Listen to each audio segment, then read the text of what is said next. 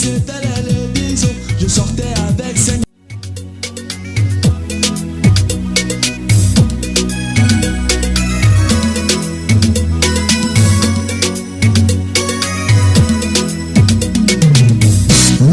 Louez Dieu.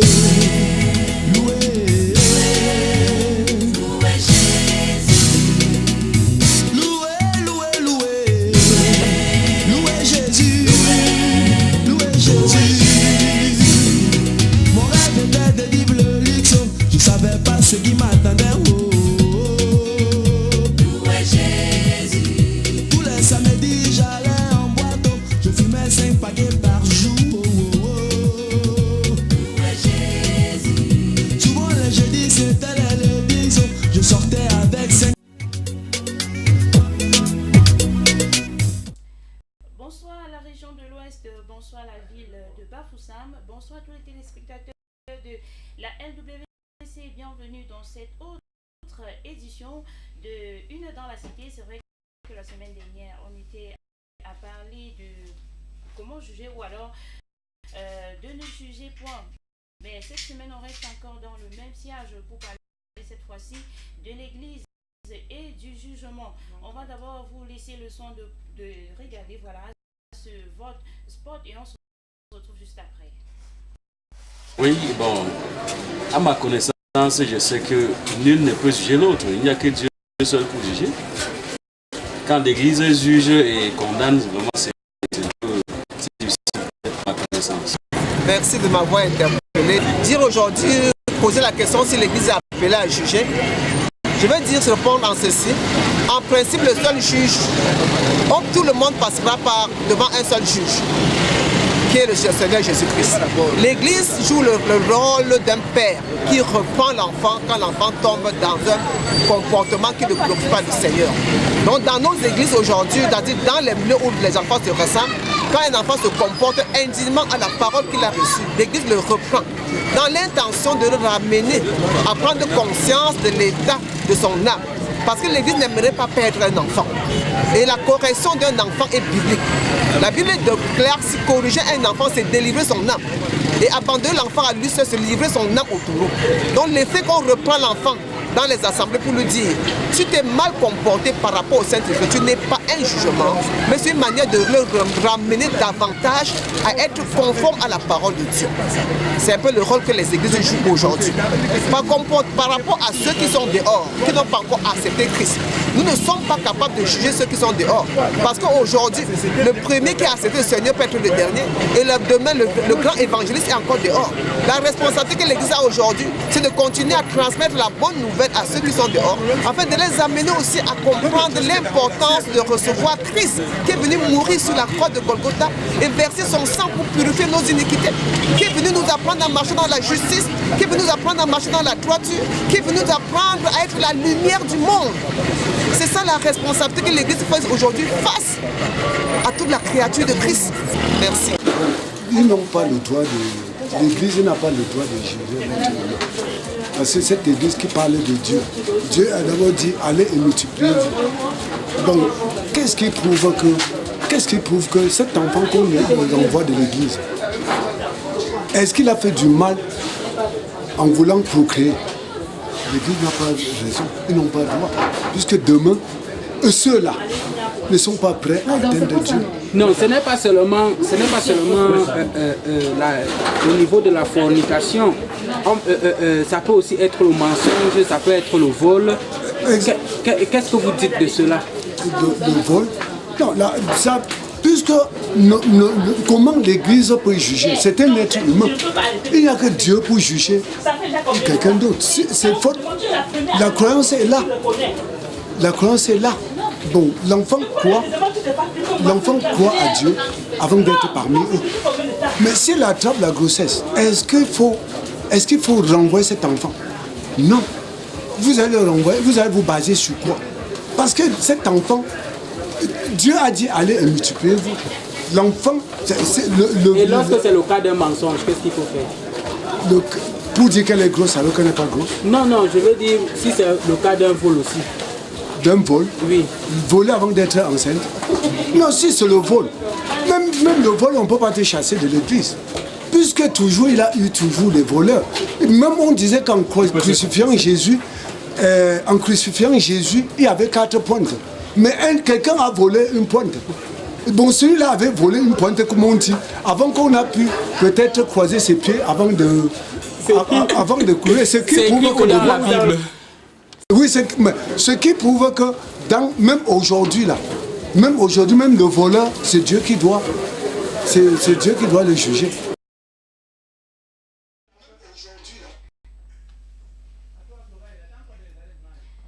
On espère que vous avez apprécié, que vous avez aimé à sa juste valeur ce spot. Voilà, j'y arrive enfin. Au même titre que nous, du côté de la maison. Et puis, on va prendre le soin, parce qu'il faut dire que je ne suis pas seule ce soir. On va donc prendre le soin de vous présenter le panel. J'ai à ma gauche, voilà, le pasteur Marcel. Bonsoir, pasteur Marcel. Bonsoir, Sorel. Comment tu vas? Je vais très bien. Alors, justement à ses côtés, nous avons un autre pasteur, un autre homme de Dieu qui se nomme sûrement le pasteur Romial, que vous avez eu l'occasion de regarder, je crois que c'était vendredi, dans les cours de 19h30, toujours dans cette édition, voilà, de Une dans la cité. Bonsoir, pasteur Romial. Bonsoir, Sorel. J'espère que ce soir vous me ferez les honneurs de votre amitié. Merci. Et on parlera cette fois-ci du jugement et de l'Église. Hein. Et on ne saurait parler de l'Église et du jugement sans toutefois poser la question de savoir qu'est-ce que le jugement. Alors c'est à vous, pasteur Romial, que je pose la question. Je dirais d'entrée de jeu, comme j'ai toujours dit, le jugement c'est l'action de juger, tout simplement. Action de juger. Et en supposant qu'il y a quelques personnes à la maison qui ne savent pas qu'est-ce que juger, voilà, je vous repose encore la question. Oui, juger serait tiré du mot grec créneau qui peut signifier, qui comporte, n'est-ce pas, une diversité de significations, n'est-ce Oui. pas? Et dans son sens littéral, cela désigne l'action de séparer ou alors mettre quelque chose en morceaux. Vous voyez un peu? Donc, prendre position, donner son opinion. Voilà ce que signifierait juger dans son sens lexical, créneau en grec. Alors, pasteur Marcel, une question à vous poser ce soir. Est-ce qu'un homme, quand on parle d'un homme, on parle d'un homme de Dieu dont l'Église peut donc s'offrir le luxe de juger son confrère? Bon, d'accord. Déjà, vous demandez s'il s'agit, au fait, vous parlez d'un homme de Dieu. Est-ce qu'un homme de Dieu peut juger? Bon, là, il ne s'agit pas d'un confrère, il s'agit des brebis qui le suivent. Et directement, je voudrais qu'on prenne ici un cas, du moins qu'on prenne ici une image. Ça veut dire celui d'un père à la maison qui a des enfants, qui dirige et tout le reste. On est d'accord. Si on doit partir de la définition que le pasteur Romial, que je respecte déjà mis beaucoup à donner, que juger par du mot grec qui veut dire qu'il y a une diversité de compréhension ou alors une diversité d'analyse. Ça veut dire qu'à un moment donné, ça veut dire séparer entre ce qui est bien et ce qui est mal. C'est un jugement qui est posé. Et juger aussi peut vouloir et simplement lui donner son opinion. Et je voudrais peut-être dire quelque chose, donner son appréciation des faits qui ont été posés. Voilà. Et sur le coup, j'ai envie de dire que si on doit voir le jugement comme le fait, ou après avoir apprécié les faits, il faut donner une sentence particulière, et que d'une sentence, elle peut être soit positive, soit négative. Négative dans la mesure où, voilà, il faut condamner la personne. Positive, si la personne est acquittée. Alors je comprends que un parent à la maison, par exemple, parce que c'est là il faut un peu clairement regarder les choses, lorsqu'il a des enfants qui sont à sa suite, des enfants qui conduisent, lorsque ceux-ci commettent des actes ou alors posent des actes qui ne sont pas bien, le papa est en droit de faire comment? De donner son appréciation de ces faits et de choisir quel est l'acte disciplinaire qui équivaut à l'acte que l'enfant a posé. Donc je crois qu'à partir de ce moment, si quelqu'un est leader d'église, ça veut dire qu'il lui a été donné la responsabilité de guider les autres, de diriger les autres. À partir du moment où un acte se pose et qui n'est pas normal, on est d'accord, il revient à cet homme de Dieu, puisque vous parlez d'un homme de Dieu, de juger ou du moins, j'ai envie de dire, d'apprécier les faits qui ont été posés et à partir de là, donner une sentence ou alors décider de qu'est-ce qui doit ou du moins de qu'est-ce que la personne qui a posé l'acte doit encourir. Donc voilà un peu clairement ce que je peux dire lorsqu'il s'agit d'un dirigeant vis-à-vis de ceux qui le suivent. Voilà.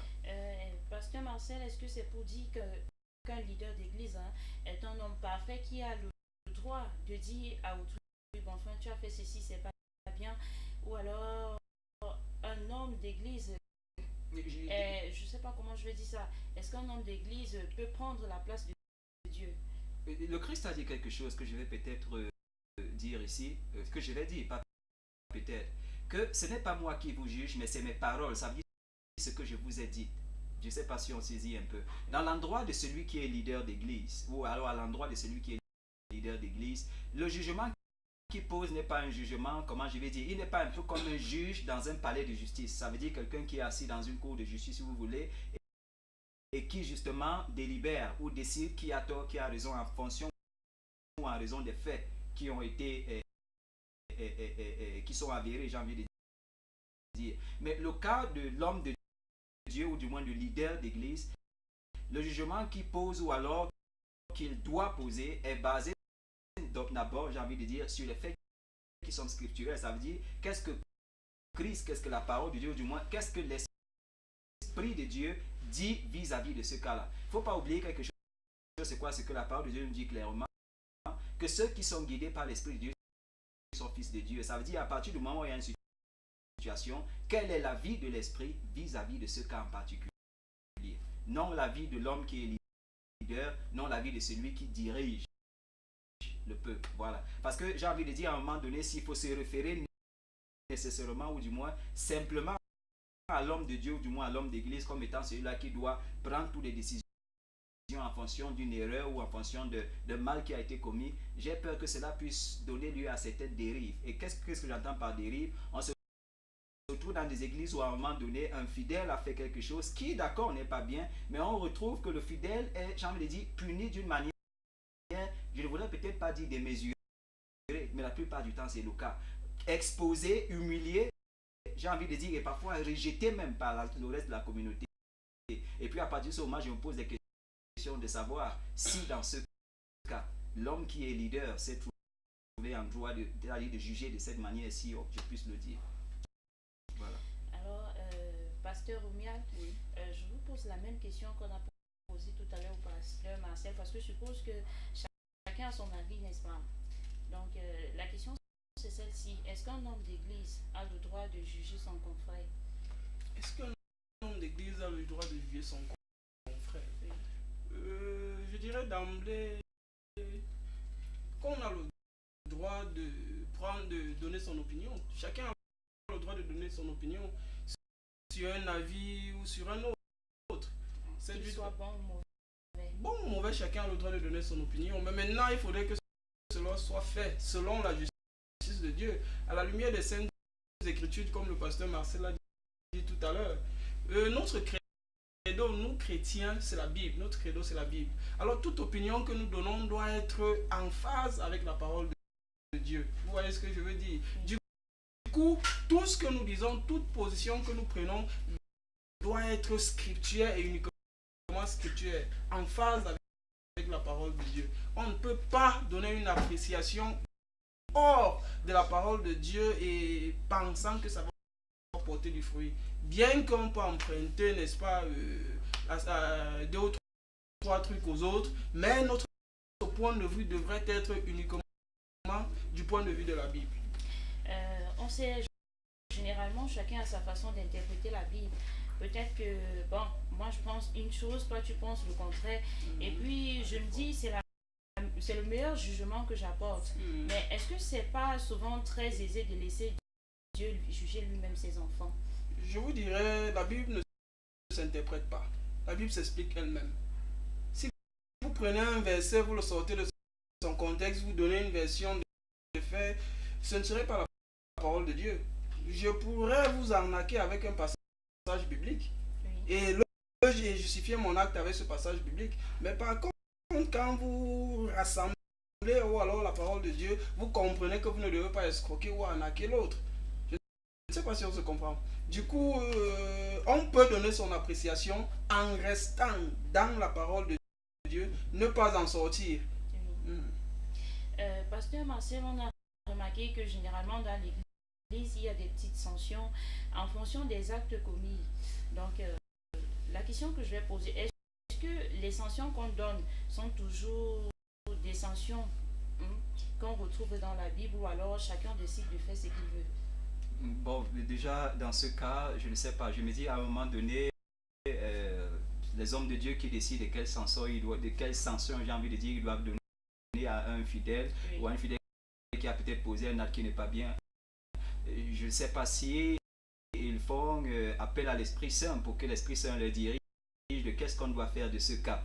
Mais une chose dont je suis sûr, une chose que je sais, c'est qu'en général, la parole de Dieu dit quelque chose. Elle le dit. J'ai essayé de citer quelques versets. Je vais peut-être prendre, allons dans 1 Jean, chapitre, juste pour donner une attitude, et que la parole de Dieu elle-même déjà nous donne, ou du moins voudrait qu'on ait vis-à-vis de ceux qui peut-être commettent des erreurs.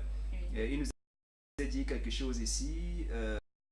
Si quelqu'un voit son frère, bon, je ne sais pas, peut-être là je risque un peu sortir du cadre, parce que là, la question, quand vous la posez, il s'agit d'un homme qui est leader dans l'église. Oui. Mais si je voudrais parler de la communauté de frères, ça veut dire là, il n'est plus question de leader qui devrait peut-être donner son appréciation des faits lorsque un fidèle s'est trouvé en erreur.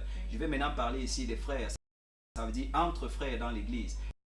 Parce que en ma qualité de pasteur, là où je trouve qu'il y a vraiment le problème, et que c'est un problème sérieux, c'est quand les fidèles, si encore vous me dites que l'homme de Dieu peut peut-être se trouver en droit de dire une chose, de donner son appréciation sur les faits, je crois que compréhension, je peux offrir une certaine compréhension à cela. Mais lorsqu'on se retrouve dans un entre chrétiens, entre brebis qui marchaient encore vers la vérité, je ne sais pas si on se saisit, et à partir de ce moment, je prenais des cas ce matin en discutant avec mon très cher collègue, qu'une sœur entre à l'église, elle est enceinte.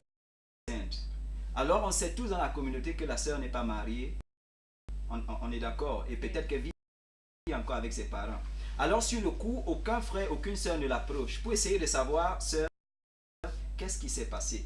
Sur le coup, on décide, ou du moins on conclut en tant que chrétien de qu'est-ce qui s'est sûrement passé. Elle a forniqué, elle est tombée enceinte, et l'enfant qu'elle va mettre au moins est nécessairement un bâtard. On est d'accord avec ça. Et vous voyez qu'à partir de ce moment, vous avez posé un jugement sans nécessairement prendre compte de quels sont les faits, ou du moins les contours entiers de la situation elle-même. Quand je discutais encore avec mon collègue, je lui ai dit, le problème dans ce cas, c'est quoi? C'est que la chose que tu fais, ou du moins l'erreur que tu commets pendant que tu juges, c'est que tu ne sais pas si cet acte-là est arrivé de manière spontanée. Ça, c'est une première chose. La deuxième chose, est-ce que c'est peut-être elle a enlevé des grossesses avant ça, et peut-être elle a décidé de le garder. Ça aussi, tu ne le sais pas. Troisième chose, peut-être elle a même été violée. Tu n'en sais rien. Parce qu'il y en a qui ont été violés qui ne disent rien, qui ont préféré garder le secret. Mais toi, puisque tu ne t'es pas rapproché de la personne pour essayer de t'enquérir de la situation, pour mieux la comprendre, afin de voir comment est-ce que tu peux aider le frère, du moins aider la sœur, puisqu'il s'agit d'une sœur, aider la sœur hors de la situation. Tu es resté de ton côté, tu as posé une appréciation, ou du moins ce que je vais appeler un jugement, et tu as conclu sur le cas. Maintenant, on parle de quelle doit être l'attitude du chrétien vis-à-vis d'un autre chrétien. Dans ce cas, je ne suis plus dans, j'ai envie de dire, le contexte d'un leader qui doit donner son appréciation et tirer une conclusion. Qu'est-ce que la parole de Dieu nous dit donc dans 1 Jean chapitre 5 à partir du verset 16? Il dit, si quelqu'un voit son frère commettre un péché qui ne mène point à la mort, qu'il prie. Qu'il fasse comment? Qu'il prie. Ça veut dire qu'il prie pour ses frères. Parce qu'une chose qu'on doit comprendre, je disais encore, nous sommes tous comme des soldats engagés dans une bataille. Et lorsque vous regardez les films de guerre, qu'est-ce qui se passe lorsqu'un soldat tombe? Un autre coup le portait sur ses épaules. Parce qu'un soldat est tombé. Et plus que jamais, voilà ce que devrait être l'attitude d'un chrétien vis-à-vis d'un autre chrétien. Il y a eu une erreur, quelque chose s'est peut-être passé. Il faut te rapprocher de la personne pour t'enquérir pleinement de la situation. Si tu juges sans avoir, ou du moins si tu donnes ton apparence sans avoir consulté la personne et savoir qu'est-ce que la paix, ou du moins qu'est-ce qui s'est passé. Quoi si c'est un viol? Quoi si on a violé la personne? Et sur le coup, tu as conclu, ah, elle a forniqué et elle est tombée enceinte. Vous voyez un peu où il y a le gros piège du fait de simplement juger les gens. Et une autre chose que je vais souligner ici, c'est que l'une des grandes raisons de tout ce qu'on peut trouver comme commérage dans l'église part en général de ces simples faits-là, que les gens posent des jugements tout simplement. Et je dis tout simplement. Et c'est où il y a tout le problème. La parole de Dieu dit, si tu as vu ton frère tomber, si tu l'as vu commettre un péché, prie pour ses frères. Prie pour ses frères. Aussi simplement. Et qu'est-ce que Dieu dit? Et qu'est-ce que la parole de Dieu dit? Et Dieu donnera la vie à ce frère, il la donnera à ceux qui commettent un péché, qui ne mènent point à la mort. Dieu va donner la vie à ce frère. Un peu comme pour dire, Dieu va pas. Il y a un autre texte, ou du moins peut-être vous voulez passer la parole, je vous laisse le droit que je ne la monopolise pas. Mais j'ai donné quand même mon point de vue en ce qui concerne ce que vous avez dit. Alors, merci Pasteur Marcel pour tous ceux qui viennent de prendre l'écoute. Vous êtes sur la LWC et nous parlons de l'église et du jugement. C'est une dans la cité qui a pris son envol dans les cours de 20h. Vous pouvez donc nous appeler ou envoyer des SMS via les numéros qui s'affichent au bas de votre petit écran.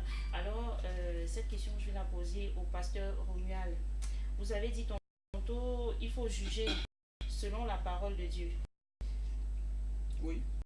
On se rend compte que dans nos églises, en fait, il y a quelques punitions. Parfois, on te dit, bon, tu as fait telle chose, tu vas aller au dernier banc. Est-ce que dans la Bible, on retrouve ce genre de punition? Le dernier banc. Oui. Je ne sais pas ce que c'est que le dernier banc, soyez plus clair. En fait, j'ai remarqué, c'est une remarque, oui, que dans certaines églises, peut-être tu as forniqué, on te dit tu vas rester au dernier banc pendant un bon nombre de temps, le temps pour toi de revenir à la raison. Bon, je ne sais pas trop si dans votre église c'est la même chose qui se passe, mais c'est quelque chose qui est devenu très grandissant dans la ville. Hein. Oui, quelle est votre question?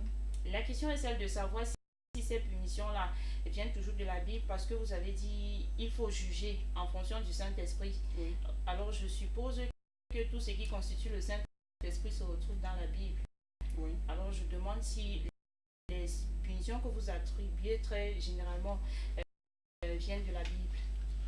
Vous savez, la plupart des jugements entre guillemets ou des appréciations selon certains ou des opinions qui sont données dans l'église sont tirés d'un Corinthiens 5.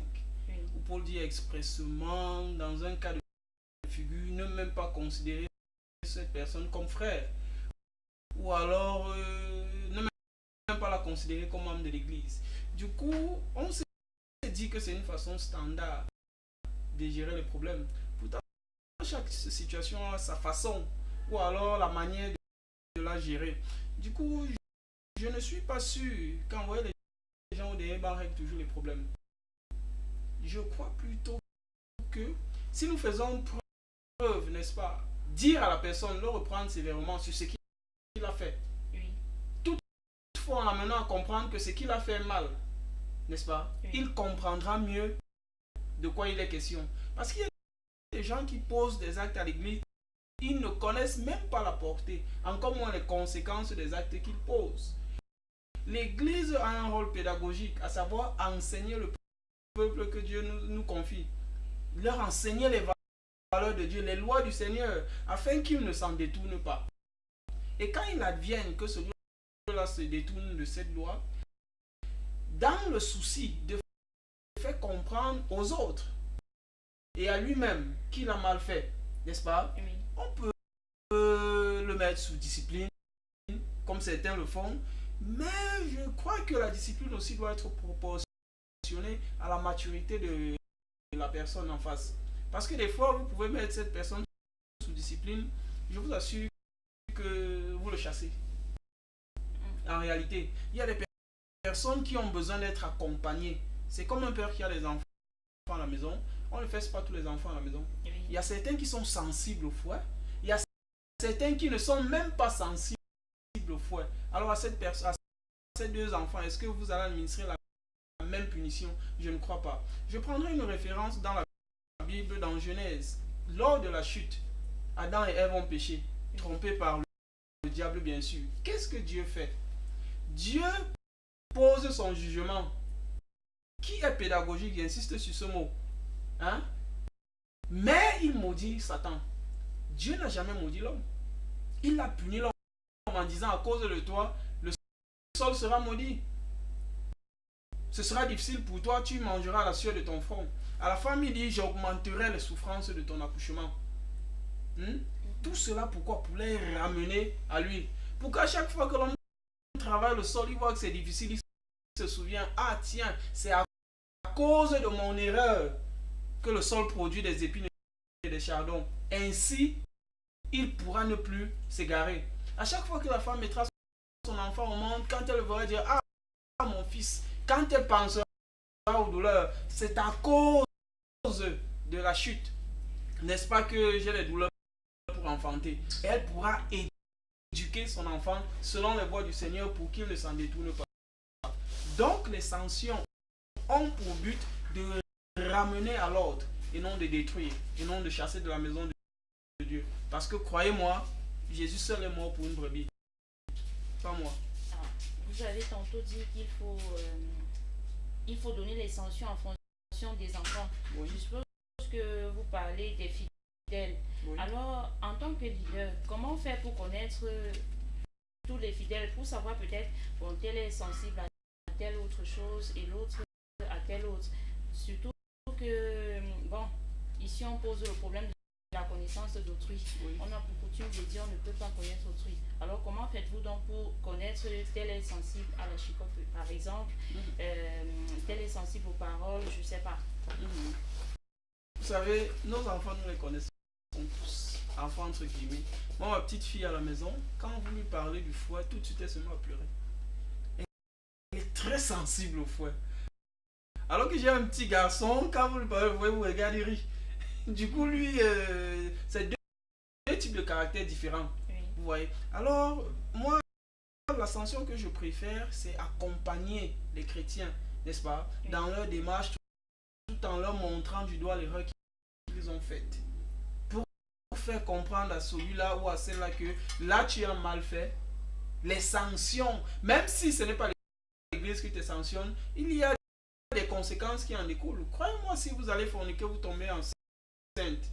C'est une sanction, hein? Oui. Que vous le vouliez ou pas. Il y a une conséquence qui est un enfant qu'il faudra gérer demain. Si tout le temps vous allez voler, vous risquez la justice populaire. Vous demandez pardon à Dieu, il va vous pardonner. Et puis si cela décide de vous cuire, vous serez cuit. Donc, ces choses-là, on évolue en fonction de ce que l'Esprit nous ordonne de faire, en fonction des recommandations que nous recevons du Saint-Esprit. Mais il ne nous revient pas de condamner un chrétien. Il nous revient donc de juger un chrétien, voilà, sans toutefois le condamner. Alors, dites-nous, comment juger? Vous savez, un procès a deux issues. Oui. Soit la condamnation, soit purement et simplement relaxée. Mais maintenant, le jugement que nous prononçons, je ne sais pas si c'est un problème de sémantique, ou alors l'appréciation, ou alors l'opinion que nous donnons d'un problème, n'est-ce pas, Oui. ne doit pas conduire à l'égarement de celui que nous avons en face de nous.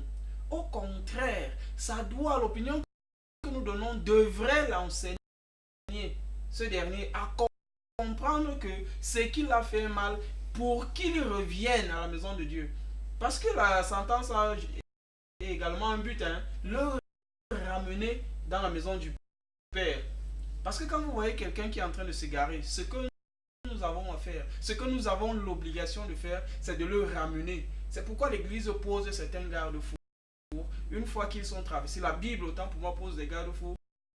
Une fois qu'ils sont traversés, nous avons l'obligation de le ramener vers la maison du Seigneur, afin qu'il ne s'égare pas. Donc la sanction n'est pas toujours, on va dire ça, pour condamner, non. Je ne crois pas à ces condamnations-là. Vous ne croyez donc pas à ces condamnations-là. Mais on dirait qu'il y a une formule populaire qui circule là tout le temps, qui aime bien châtie bien. Est-ce que vous ne trouvez peut-être pas qu'en donnant une punition un peu plus lourde, Oui. même si cet individu parvient à fuir l'église, un jour il comprendra forcément que c'était pour son bien. Il ne me revient pas de châtier quelqu'un. Ce sont les prérogatives du Seigneur, ce ne sont pas les miennes. Alors, je me dis peut-être qu'il s'il ne vous revient pas de châtier quelqu'un, il ne vous revient justement pas aussi de juger quelqu'un. Je vous ai dit, le châtiment est une condamnation. Le châtiment forcément est une condamnation. Mais maintenant alors, quand nous jugeons ou alors nous donnons notre appréciation, parce que nous on a un problème de sémantique, on a peur des mots. Juger, comme on dit, c'est donner son opinion. Quand nous donnons une opinion sur un problème précis, sur un problème donné, l'opinion a pour but de ramener cette personne vers la maison du Père et non de l'en éloigner. Donc il ne revient aucunement à l'église d'expulser les gens du corps de Christ, de l'expulser de l'église, parce que cette église appartient au Seigneur Jésus et non à moi. Du coup, oui, vous voulez dire? Non, ça va. Oui, du coup, ma modeste personne ne prononcera jamais un jugement négatif sur quelqu'un. C'est pas possible. Bon, pasteur Marcel, dites-nous quelle est pour vous la meilleure manière de juger un chrétien? Bon, je ne sais pas dans quel cadre ou dans quel registre on est toujours en ce moment. Est-ce qu'il s'agit toujours du leader d'église qui doit, j'ai envie de dire, juger, ou alors entre chrétiens? Parce que peut-être situez-moi un peu. Moi, je veux dire en fait que si un leader d'église peut juger quelqu'un qui, je sais pas, quelqu'un bien averti peut aussi juger dans l'église. Quelqu'un bien averti. Oui. Je ne sais pas dans ce cas de qui il s'agit exactement. On nous dit quelque chose au niveau de la religion. Quelqu'un qui maîtrise en fait la parole de Dieu et en qui habite justement le Saint-Esprit. Je voudrais quand même qu'on revienne vraiment sur cette question de en fait, qu'on essaye un peu d'élaborer sur cette question un peu plus. Je demandais un passage au frère tout à l'heure, je crois qu'il m'a situé, c'est dans Jacques ou Luc, je crois peut-être le chapitre 4 si je ne me trompe pas. Jean, voilà, ça doit être Jean, voilà, où on a un cas qui est assez précis. Hein. Oui. C'est le Christ qui, lorsqu'il a soif, va au puits pour boire. C'est un puits qui était l'objet de beaucoup de contentions, de beaucoup de sérieuses situations, parce que d'un côté, les Samaritains voulaient le puits, et d'un autre côté, j'ai envie de dire, les Juifs le voulaient. Alors, qu'est-ce qui se passe? Que le Christ va boire de l'eau à cet endroit, et puis il retrouve la femme samaritaine. Voilà un peu, elle a une histoire quand même assez célèbre pour avoir eu cette interaction avec le Christ qui est même assez riche d'informations et d'enseignements. Alors, parce que c'est de cet enseignement où tu auras par exemple cette fameuse phrase qui dit beaucoup de notre vie spirituelle aujourd'hui, que les vrais adorateurs adoreront en esprit et en vérité. Mais il se passe une chose avec cette femme, c'est que quand le Christ poursuit avec elle, c'est quelque chose quand même d'assez amical. Je vous assure, ou moi je vous rassure, quand le Christ vient à elle, il sait tout de cette femme. Et une des choses essentielles qu'il sait de cette femme, c'est qu'elle a vécu, je crois, avec 4 hommes. Voilà, apparemment ils sont tous morts. Et le dernier avec qui elle vit n'est même pas son mari. Alors quand vous comprenez clairement les faits, vous voyez qu'elle est passée dans une série, j'ai envie de dire, ce qu'on appelle le concubinage. Oui. Toute une série de concubinage sans jamais être mariée. Ça veut dire un peu comme ce qu'on est dans notre société, vivre avec des hommes. Mais vous voyez ce que le Christ fait, il ne rapproche, ou du moins il ne met pas ça sur la table comme étant, j'ai envie de dire, une des raisons ou alors un problème particulier à cause duquel il ne peut pas causer avec elle. Et vous savez, parce que la femme découvre que dans la ville où je vis, j'ai un homme de Dieu qui a pleinement analysé ça qui m'a beaucoup plu. Il dit, dans la ville, ou du moins dans le territoire où je vis, tout le monde me pointe du doigt que voilà la femme là qui passe au temps à vivre avec les hommes sans se marier. Mais j'ai au moins trouvé un autre homme, je ne sais pas si on se comprend, ou du moins un homme qui a regardé à tout, qui a analysé tout dans ma vie, mais qui n'a pas amené ça, ou du moins apporté ce fait là sur la table et a dit, je n'ai même pas le droit de parler, tu es tellement impur à cause de tes multiples, comment dire, expériences de concubinage, que tu es tellement impur que je ne peux pas m'adresser à toi. Le Christ n'a pas rapporté ça sur la table. Il a plutôt utilisé ça comme un moyen pour donner à la femme de comprendre qu'il est le Messie. Ça veut dire qu'il est un prophète, ou du moins quelqu'un qui peut voir au-delà, c'est-à-dire même lire dans ses pensées, ou du moins savoir tout de sa vie. Voilà un peu comment le Christ a rapporté ce fait sur la table. Mais je vous rassure, si on reste pleinement un peu, quand on parle de jugement, et on élargit assez sur ça, je vous dis, pour être pasteur et pour voir un peu ce qui se passe dans la communauté des chrétiens, une telle femme ne peut pas tenir dans l'église, parce que tous les jours on va lui pointer du doigt et dire, madame, vous ne méritez même pas d'être dans l'église, à cause de votre condition. Je ne sais pas si on saisit un peu, mais je vous rassure, l'attitude du Christ a fait que je suis sûr la femme là, elle est partie et elle a sûrement mis le dernier connard avec qui elle vivait dehors. Pourquoi? Parce qu'elle a été touchée par la miséricorde du Christ, touchée par l'attitude du Christ. Tous les hommes de sa cité la pointaient du doigt, mais elle a trouvé un seul qui a regardé ce qu'elle fait avec, j'ai envie de dire, avec un autre œil. Je ne sais pas si on saisit, vous saisissez un peu ce que j'ai dit. Il a regardé cela avec un autre œil et elle a été touchée par un amour qu'elle n'a pas, dont elle n'a pas eu d'expérience jusqu'ici. Vous allez aussi remarquer notre truc avec la vie du Christ, parce qu'il faut apprendre du maître. Ça dérange un peu lorsqu'on doit faire des débats à partir de qu'est-ce que tel a écrit, tel a dit. Mais je voudrais qu'on regarde un peu l'attitude du maître pour comprendre un peu qu'est-ce qu'il voulait même exactement dire lorsqu'il parlait de jugement. Parce que regardez, vous voyez quelque chose, les pharisiens avaient quelque chose dans leur cœur, ou du moins ceux qui n'étaient pas encore nécessairement régénérés ou pleinement régénérés. Et rassurez-vous, on retrouve beaucoup dans l'église qui sont même parfois leaders mais qui ne sont pas régénérés. Moi je peux vous dire ça. Régénérer, ça veut simplement dire transformer carrément de l'intérieur, pleinement rempli de l'Esprit Saint et opérant sous cette tension-là. Mais il y en a qui sont même hommes du moins, je ne sais pas si vous êtes, mais qui sont leaders dans l'église, qui occupent des positions dans l'église, mais qui sont, je dis, plus charnels même que celui qui est dehors. Moi je peux vous garantir de ça. Maintenant, qu'est-ce qui se passe, quoi? C'est qu'on reprochait souvent en fait au Christ. Pourquoi tu es toujours avec les gens de mauvaise réputation? C'est-à-dire les gens de mauvaise, c'est-à-dire les gens que dans la société on les a déjà mis à l'écart. Qu'est-ce que tu fais toujours avec eux? Tu es toujours à manger avec eux, à leur dire, vous savez que le fait qu'ils passaient du temps avec eux sans nécessairement les juger. Je ne sais pas si on se comprend. Je voudrais quand même qu'on reste un peu dans cette logique de jugement qui dit, c'est vrai que mon très cher collègue essaie de donner une débouchée comme pour dire, bon voilà, on peut poser une appréciation sans nécessairement condamner la personne. Mais je voulais quand même qu'on reste quand même dans le contexte qui était dans le temps et qui existe encore dans l'église aujourd'hui, où on apprécie les faits et sur le coup, on a condamné, on a déjà dit, oh bon, c'est fini, il faut classer l'affaire. Le Christ était avec des gens que un pharisien pour rien au monde ne pouvait jamais dire, même serrer la main. Et cette attitude a fait que beaucoup ont changé, beaucoup ont été transformés, parce qu'ils ont vu l'amour. Et ce n'est pas pour rien, il dit, à celui, ou du moins à qui on a beaucoup pardonné, il parlait de qui? Des gens qui ont peut-être passé leur vie à commettre des crimes et tellement de choses, et qui à un moment donné, touchés par l'amour du Christ, décident de faire comment? D'embrasser le Christ et de vivre une nouvelle vie spirituelle avec lui. Voilà un peu clairement, ok, on nous dit à la régie qu'il y a quelque chose, mais je crois quand même avoir, voilà, vous pouvez continuer. Avec votre permission à la maison, on va prendre cette autre voix sport et on revient juste après, ça ne tue pas longtemps.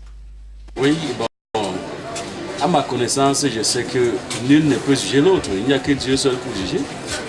Quand l'Église juge et condamne, vraiment c'est difficile d'être de ma connaissance. Merci de m'avoir interpellé. Dire aujourd'hui, poser la question si l'Église est appelée à juger, je vais dire répondre en ceci. En principe, le seul juge, tout le monde passera devant un seul juge, qui est le Seigneur Jésus-Christ. L'Église joue le rôle d'un père qui reprend l'enfant quand l'enfant tombe dans un comportement qui ne glorifie pas le Seigneur. Donc dans nos églises aujourd'hui, dans les milieux où les enfants se ressemblent, quand un enfant se comporte indignement à la parole qu'il a reçue, l'Église le reprend dans l'intention de le ramener à prendre conscience de l'état de son âme. Parce que l'Église n'aimerait pas perdre un enfant. Et la correction d'un enfant est biblique. La Bible déclare si corriger un enfant, c'est délivrer son âme. Et abandonner l'enfant à lui seul, c'est livrer son âme au taureau. Donc l'effet qu'on reprend l'enfant dans les assemblées pour lui dire, si tu es mal comporté par rapport au Saint-Esprit, tu n'es pas un jugement, mais c'est une manière de le ramener davantage à être conforme à la parole de Dieu. C'est un peu le rôle que les églises jouent aujourd'hui. Par rapport à ceux qui sont dehors, qui n'ont pas encore accepté Christ, nous ne sommes pas capables de juger ceux qui sont dehors. Parce qu'aujourd'hui, le premier qui a accepté le Seigneur peut être le dernier, et demain, le grand évangéliste est encore dehors. La responsabilité que l'Église a aujourd'hui, c'est de continuer à transmettre la bonne nouvelle à ceux qui sont dehors, afin de les amener aussi à comprendre l'importance de recevoir Christ, qui est venu mourir sur la croix de Golgotha et verser son sang pour purifier nos iniquités, qui est venu nous apprendre à marcher dans la justice, qui est venu nous apprendre à marcher dans la droiture, qui est venu nous apprendre à être la lumière du monde. C'est ça la responsabilité que l'Église fait aujourd'hui face à toute la créature de Christ. Merci. Ils n'ont pas le droit de... L'Église n'a pas le droit de juger. Parce que cette Église qui parlait de Dieu, Dieu a d'abord dit allez et multipliez-vous. Donc, qu'est-ce qui prouve que cet enfant qu'on envoie de l'Église, est-ce qu'il a fait du mal en voulant procréer? L'Église n'a pas raison, ils n'ont pas le droit. Puisque demain, ceux-là ne sont pas prêts à atteindre Dieu. Non, ce n'est pas seulement au niveau de la fornication. Ça peut aussi être le mensonge, ça peut être le vol. Qu'est-ce que vous dites de cela? Le vol? Non, là, ça, puisque comment l'Église peut juger? C'est un être humain. Il n'y a que Dieu pour juger quelqu'un d'autre. C'est faute. La croyance est là. La croyance est là. Bon, l'enfant croit à Dieu avant d'être parmi eux. Mais s'il attrape la grossesse, est-ce qu'il faut renvoyer cet enfant? Non. Vous allez le renvoyer, vous allez vous baser sur quoi? Parce que cet enfant, Dieu a dit allez et multipliez-vous. L'enfant, Et lorsque c'est le cas d'un mensonge, qu'est-ce qu'il faut faire? Pour dire qu'elle est grosse alors qu'elle n'est pas grosse? Non, je veux dire si c'est le cas d'un vol aussi. D'un vol? Oui. Voler avant d'être enceinte? Non, si c'est le vol. Même le vol, on ne peut pas te chasser de l'église. Puisque toujours, il a eu toujours les voleurs. Même on disait qu'en crucifiant Jésus, il y avait 4 pointes. Mais quelqu'un a volé une pointe. Bon, celui-là avait volé une pointe, comme on dit, avant qu'on a pu peut-être croiser ses pieds avant de courir. Ce qui prouve que dans la Bible. Oui, ce qui prouve que même aujourd'hui, même le voleur, c'est Dieu qui doit. Eh bien, on a regardé votre spot. C'est vrai qu'au début de cette émission, c'était le même qu'on a regardé. Mais on a eu l'impression que cette femme disait qu'il faut reprocher en assemblée. Ben, la question que je dois poser maintenant, c'est celle de savoir si c'est pas peut-être mieux de reprocher de manière confidentielle. Pasteur Marcel. Reprocher de manière confidentielle. J'ai dit quelque chose tout à l'heure, c'est le jugement, il est, ou du moins, si on doit parler du jugement, il est fait sur la base de quoi? D'accord, on dit la parole de Dieu. Oui. Et j'ai dit quelque chose tout à l'heure, que ceux qui sont guidés par l'Esprit de Dieu sont fils de Dieu. C'est-à-dire, à un moment donné, lorsqu'une situation s'est posée, il revient à l'homme de Dieu, puisque vous voulez qu'on reste un peu dans cette sphère-là, il revient à l'homme de Dieu qui analyse les faits, d'écouter qu'est-ce que l'Esprit dit vis-à-vis de cette personne. Oui. Est-ce qu'il faut l'amener au dernier banc? Pour ceux qui aiment amener les gens, les autres au dernier banc, bon d'accord, si c'est ce que l'Esprit dit, amener la personne au dernier banc. Bon, est-ce qu'il faut, j'ai envie de dire, bon, une chose que je n'ai pas encore vue à l'église, et à moins comme le pasteur Humal me dise, c'est-à-dire, on chasse quelqu'un de l'église, ça veut dire va faire une semaine à la maison ou un mois avant de revenir. Je ne sais pas, peut-être le pasteur Humal va me dire si ce cas-là est aussi possible. Ou du moins, on va demander à quelqu'un une corvée de défricher le tour de l'église et tout le reste. Parce qu'en général, je ne sais pas qu'est-ce que nécessairement on met dans les... Bon, quand même, la dame elle a dit quelque chose sur lequel je voulais qu'on revienne. Elle parle de reprendre. Ça veut dire il faut dire à la personne que tu as mal fait. Voilà, ça veut dire que tu as commis une erreur. Ce n'est pas bien ce que tu as fait et tout le reste. Mais sur le coup, quand même, je me pose encore une autre question de savoir, mais est-ce que c'est nécessairement, ou du moins clairement, ce que la parole de Dieu demande de faire? Parce que, reprendre, je vais vous dire, d'accord, on apprécie déjà, une erreur a été commise. C'est un cas de vol, c'est avéré, tout le monde est au courant, on le sait. Parce que quand vous parlez de est-ce qu'on ne peut pas juger quelqu'un en secret, je me dis que lorsque toute l'assemblée est au courant, il faudrait aussi laver ce linge sale en famille. Mais si c'est un cas qui ne concerne que les leaders, ça veut dire qu'il n'y a que les leaders qui sont au courant, et peut-être ça, et ça a tout à voir avec un fidèle. Dans ce cas, il faut ramener le fidèle, j'ai envie de dire, dans un isoloir quelque part, et puis essayer de faire comprendre à la personne qu'est-ce qui s'est passé, quelles sont les peines que la personne encourt vis-à-vis de la parole de Dieu.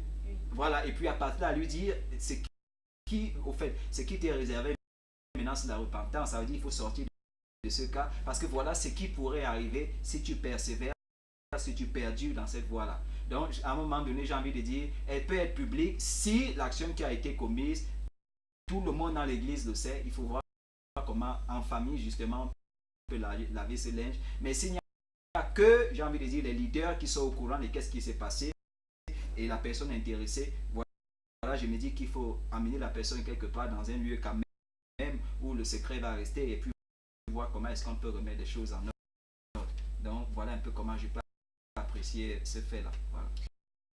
Il y a un monsieur qui a dit tout à l'heure, Dieu a dit ne jugez point. En fait, et il a également dit, si une fille tombe par exemple enceinte dans une assemblée, n'est-ce pas, elle est juste en train de procréer, comme pour dire que c'est quelque chose de bien. On dit souvent, les enfants sont une source de bénédiction. Bon, je ne sais pas trop si vous êtes du même avis. Quoi, du libertinage à l'église? C'est de ça que vous parlez? En fait, je ne parle pas exactement de libertinage, mais il y a un verset biblique qui dit quand même ne jugez point. Oui, Matthieu 7:1 dit qu'il ne jugez point expressément. Oui. Mais maintenant, nous avons également dit que le mot juger, c'est un mot qui a beaucoup de nuances et qui s'explique selon le contexte. Quand Jésus dit ne jugez point, à qui s'adresse-t-il? Que veut-il dire? C'est là où il y a le problème. Ailleurs, Jésus nous demande de juger, mais avec la justice de Dieu. Là, si on parle de ce fameux Matthieu 7, dont les gens tentent s'appuyer pour justifier leurs actes, le fameux sermon sur la montagne, qu'est-ce qu'il est en train de dire? Jésus définit, on va dire, un certain nombre de canevas entre les relations humaines. Alors, il connaît l'homme qu'il a en face de lui. Tous sont des pécheurs. Et alors, pour que vous-même vous ne soyez pas frappés de justice de Dieu, ne vous engagez pas à juger, parce que vous ne pouvez pas le faire selon la justice de Dieu.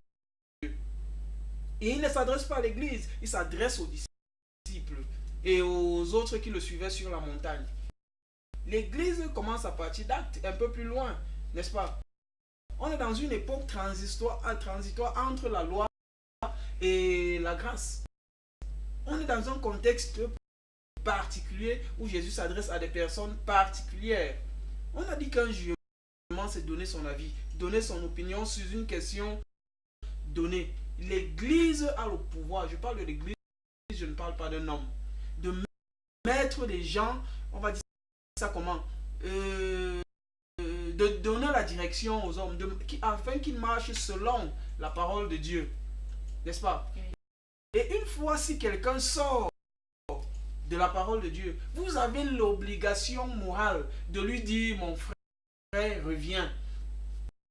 Parce que là, tu es en train de t'égarer. Vous avez l'obligation de sonner à son esprit et lui dire, tiens, attention mon frère, là où tu vas là, tu es en train de t'égarer. Pour que le gars revienne et qu'ensemble, nous puissions continuer à marcher avec Dieu. L'église, c'est une famille qui se veut spirituelle et physique également. Vous voyez, dans le physique, autant comme le spirituel, on règle des problèmes précis. Alors, ne soyons pas frustrés par ce mot qui ne veut pas dire grand-chose, mais qui est lourd pourtant de signification. Pasteur Romial, vous avez dit, quand Dieu dit ne jugez point, oui. Il parle peut-être aux hommes mondains aux païens. Oui. Est-ce que ça veut donc dire que les hommes d'église ne pêchent pas? Non, ça ne veut pas forcément dire que les hommes d'église ne pêchent pas. Et pourtant, vous avez si bien dit, quand Dieu dit ne jugez pas, il parle aux pécheurs. Je vous Donc, dis, ça c'était le signifie sermon également sur que la les hommes montagne. d'église ne devraient pas pécher. Ce n'est pas ce que je dis. Je dis que c'était le sermon sur la montagne et Jésus s'adressait à un public précis. À un public précis, Oui. hormis des hommes d'église. Non, ce n'était pas l'église. C'était pas dans l'église. Si les hommes de Dieu sont pécheurs également, puisque Dieu s'adressait aux pécheurs, moi je suppose donc que les hommes d'église ne sont pas habilités à juger quelqu'un. Non, vous confondez. Vous savez, le contraire du jugement, c'est la miséricorde. Oui. Et quand on exerce un jugement à l'église, on fait preuve de miséricorde. Quand on exerce un jugement à l'église, on fait preuve de miséricorde, mais il y a toujours quelque chose que je ne comprends pas. Pourquoi est-ce que Dieu dit aux pécheurs de ne pas juger? Oui. Et en même temps, les hommes d'église pêchent également, mais les hommes d'église doivent juger. Ça dépend qui est pécheur et qui est homme d'église. Est-ce que qui vous a dit qu'à l'église, il n'y a pas de pécheur? C'est pas ce qu'on a dit sur ce plateau. On n'a pas dit qu'à l'église, il n'y a pas de pécheur. Mais si tu te reconnais comme étant pécheur, ne t'engage pas dans ce jugement. Parce que toi aussi, tu seras jugé. Est-ce que on pourrait peut-être pas ramener quelques hommes pécheurs, n'est-ce pas, à devenir hommes de Dieu plutôt que de les repousser? Le jugement à l'église. Ou alors l'opinion que nous donnons à l'église n'a pas pour but de repousser une quelconque personne. Oui. Mais cela a pour but de le ramener dans la maison du Seigneur. Pasteur Marcel, on va parler cette fois-ci de l'église toujours et du jugement. Mais avant, on va d'abord prendre ce vote spot et on revient juste après. Oh, bonjour papa apôtre. Bonjour. Vous êtes l'un des pères du mouvement du christianisme dans la région de l'Ouest. Et nous venons pour vous poser une question qui est très capitale pour le christianisme dans la région de l'Ouest et dans le monde entier même. Nous voulons savoir, qu'en est-il? Est-ce que, en ce qui concerne le jugement au niveau de l'Église, est-ce que l'Église, parlant de l'Église, on veut parler ici des hommes de Dieu, sont appelés à juger?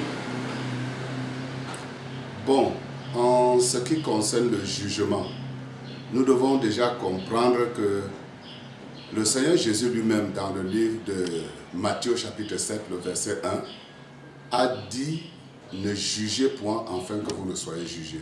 Ça, c'est une chose. À qui s'adressait-il? Christ s'adressait aux pharisiens qui n'étaient vraiment pas des croyants et qui étaient vraiment remplis du péché, ils étaient charnels. Et il disait à l'homme charnel de ne pas juger une autre personne charnelle comme lui, parce que lui-même en avait aussi. Mais contrairement dans le livre de 1 Corinthiens chapitre 2, le verset 15 à 16, il est clairement dit que l'homme animal ne reçoit pas des choses spirituelles, parce que les choses spirituelles sont une folie pour lui. Et au verset 16, il dit: l'homme spirituel, au contraire, a le pouvoir de juger. Parce que qui a connu la pensée de Dieu pour l'instruire? Il dit, nous avons la pensée de Dieu, dit l'apôtre Paul. Ça veut dire que Paul, qui avait déjà la pensée de Dieu, qui était spirituel, il avait la capacité de juger les gens selon la pensée de Dieu. Parce que lui, il avait la pensée de Dieu selon le verset 16. Donc tout homme, toute personne qui a la pensée de Dieu peut tout au moins se juger. Et lorsqu'on parle du jugement, c'est de traduire la pensée de Dieu par rapport à une situation qui se pose. C'est-à-dire, dans l'Église, qu'est-ce que la Bible dit au sujet, par exemple, de l'adultère? Si quelqu'un a connu l'adultère, qu'est-ce que la Bible dit qu'on doit faire de celui-là? C'est juste lire la parole de Dieu et appliquer. Ce n'est même pas un jugement. Sinon, en fait, c'est Dieu qui juge. Et l'homme lit la parole de Dieu pour appliquer la pensée de Dieu. Contrairement aux magistrats. le magistrat est aussi serviteur de Dieu, dit la parole de Dieu dans Romains. Mais le magistrat juge les gens selon la chair. Donc si tu as volé, le magistrat te traduit devant la barre, le magistrat te juge selon la chair, et ainsi de suite. Mais quant à ce qui concerne l'Église, c'est les hommes spirituels qui jugent. Bon, maintenant, il faut aussi savoir qui sont les hommes spirituels d'aujourd'hui. Ça, c'est notre débat. Oui, papa, apôtre. Parlant de jugement, lorsqu'on parle de jugement, on parle de condamnation aussi. Qui dit jugement dit condamnation. Et que dites-vous donc de cela? Parce que dans nos églises aujourd'hui, on juge, on condamne. Certains hommes de Dieu disent même que ceux qui pêchent, qui sont dans l'église, ceux qui pêchent n'auront pas le salut.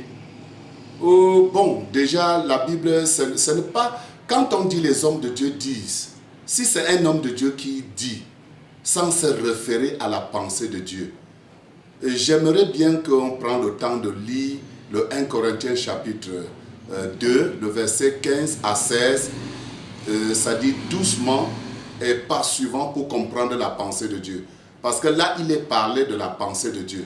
Donc si un homme de Dieu dit, prononce une sentence à l'église qui n'est pas biblique, là c'est sa pensée, ça n'a pas d'effet. La Bible dit que la malédiction sans cause n'a point d'effet. Mais si ça a des effets, si ça a une cause, ça aura son effet. Ça veut dire que nous voyons des personnes aujourd'hui qui ont commis peut-être l'adultère, on les discipline, on les met au dernier banc pour le temps, pour les dirigeants de les conscientiser, pour les dirigeants de les ramener à l'ordre, de les ramener à comprendre la gravité de leur péché et de se repentir pour ne pas aller en enfer. Parce que le royaume des cieux, ce n'est pas la boue, ce n'est pas la cour du roi Péto. On ne fait pas n'importe comment et n'importe comment. Donc, il y a un certain nombre de choses que nous devons observer. Ce n'est pas que tu viens dans la maison de Dieu, tu es adultère, tu es sous là, tu fais tout ça et tu penses que tu es déjà sauvé, non? Donc, le jugement dans l'Église, c'est de ramener les gens dans la pensée de Dieu. Merci. C'est vrai qu'on aurait voulu rester éternellement avec vous, mais on est obligé de vous quitter pour vous retrouver demain entre 19h30 et 21h pour parler également toujours et encore de l'Église et du jugement. D'ici à là, portez-vous bien et surtout restez à l'écoute de nos programmes sur la LWC.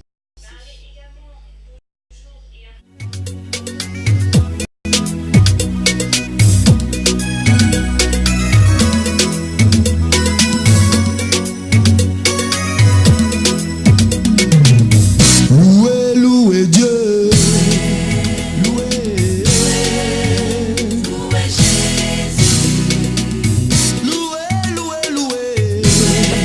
louez Jésus, louez Jésus.